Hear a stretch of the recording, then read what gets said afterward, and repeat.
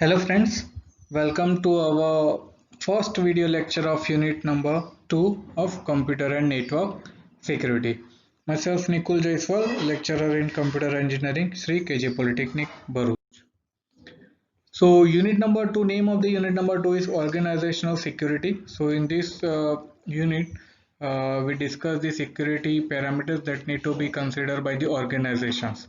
So in this unit we will discuss what are the strategies or what are the procedures need to be followed by the organization to secure their information or the computer systems.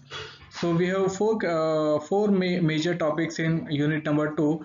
First is password selection, second is people as a security tool, third is physical security, and fourth is password management. So in the password selection, we will discuss about what is the password, what is the use of password, what is the major goal of password, and which password will be considered as a poor password. In second topic, people as a security tool, we will discuss what are the responsibilities of the humans to make the security strong in organization. In the third topic, physical security, we will discuss the physical security parameters that can be used by the organization like fingerprint scanner or face scanners, then different types of biometrics and media access control to strong the security of organizations equipments. And in the last topic we will discuss the password management strategies. So in that we will discuss what should be the properties of the password, and which password will be considered as a strong password and which type of password should be used by the users of a computer system. So in this particular lecture we will only discuss the password selection, and rest of the topic we will discuss in next series of video lecture. So today's lecture outcome will be password selection and poor password. So we will discuss what is the password, and we will discuss which type of password will be considered as a poor password, and that type of password must not be used as a authentication mechanisms. So let's start with the first topic, that is password selection. Now, normally in any organization, we use the password as an authentication mechanism. So to differentiate between the authorized user and non-authorized users, we use the password. So username and passwords. So password will be the first line of defense to ensure that the particular user that is requesting for the information are authentic user, and it is not the unauthorized user. So normally password, username and password will deal with the confidentiality, that confidential, the meaning of confidentiality is the unauthorized access will not be provided. So the username and password will be used to maintain the confidentiality. So one of the uh, we can say that the one of the mechanism to provide the confidentiality is the username and password. So the password is the front line of defense against any intruder in the password system. So it will by using the password we can also identify that the user is authentic user and not the intruder. Next is virtually all the multi-user system requires that a user provide not only a name or identifier but also a password. So now all the operating systems are multi-user systems, and all the operating system uses the password strategy to identify the authentic users. The password serves to authenticate the ID of individual logging on the system that we have discussed. Passwords are usually stored in encrypted rather than in the clear text. So in the most of the operating system or in the most of the software system, whenever we use the user ID password mechanism, all the passwords are stored in the encrypted form. So none of the system uses the plain text to store the passwords in the database, but all the system uses the encryption mechanism to store the password in the system.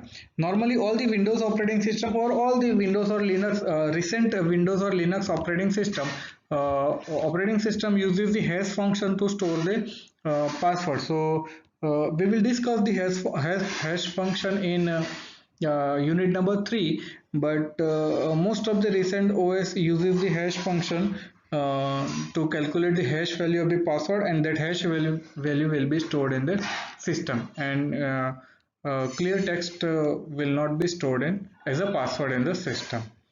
So more recent operating system uses the cryptographic hash function. We will discuss the hash function in detail in unit number 3. Now let's discuss the poor password. So these are the properties of the password, and that will be considered as a poor password. The first is your first name, last name or login name in any form. If you use your first name, last name or login name as a password, then it will be considered as a poor password. So the definition of poor password is the type of password that can be easily guessed. So any password that can be easily guessed or break, that will be considered as a poor password. So if you use your first name, last name or login name in any form as a password, then it will be considered as a poor password. Next is consecutive or repetitive numbers or letters such as 1 2 3 4 5 6 7 8, or multiple A's or multiple B's, or A B C D E, and then that type of password will be called as a poor password. So we should not use the consecutive or repetitive numbers as a password. If you use the ABC123, that password will be also considered as a poor password because it will be easily guessed. Then adjacent keyboard letters such as QWERTY. So QWERTY is the consecutive adjacent keyboard keys. So if you see the keyboard, then the first line you can see the first letter will be Q, then second letter will be WERTY. That type of password will be also called as a poor password. Then common and obvious letter number replacement.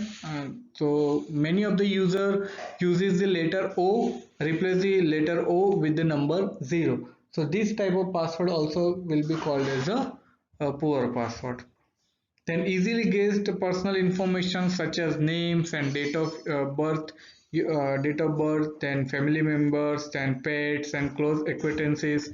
All these information, if you use all this information as a password, then it will be also considered as a poor password and easily. Then easily obtained information such as address, license plate numbers, and telephone numbers, credit card or ATM numbers, then social security or social insurance number, then email addresses.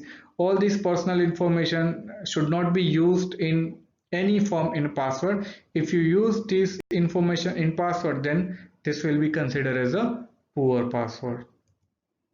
Then dictionary words in any language, forward and backward. If you use any dictionary words as a password, then it will be also called as a poor password because many of the attackers perform the dictionary attack to identify the password of any username. So they will use all the words that has been used in dictionary to perform the dictionary attack. So dictionary attack is a very well-known attack. So we should not use the dictionary words uh, in a password in any form or in any language as a forward or as a backward.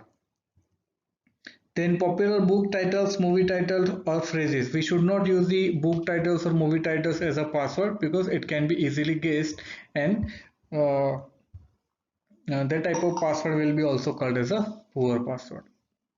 Then short password, all the password must be greater than or equal to 8 characters. These are the parameter of good password. So we should use the passwords greater than or equal to 8 characters. So less than 8 character length of, if the password length is less than 8 character, then that password will be easily guessed, and it will be considered as a poor password also. So all these all these parameters should not be used in a password. So if you use these parameters in a password, then the password will be called as a poor password. So this was all about our first video lecture of unit number 2. So I hope you did understand all the topics that has been discussed in this lecture. Thank you so much.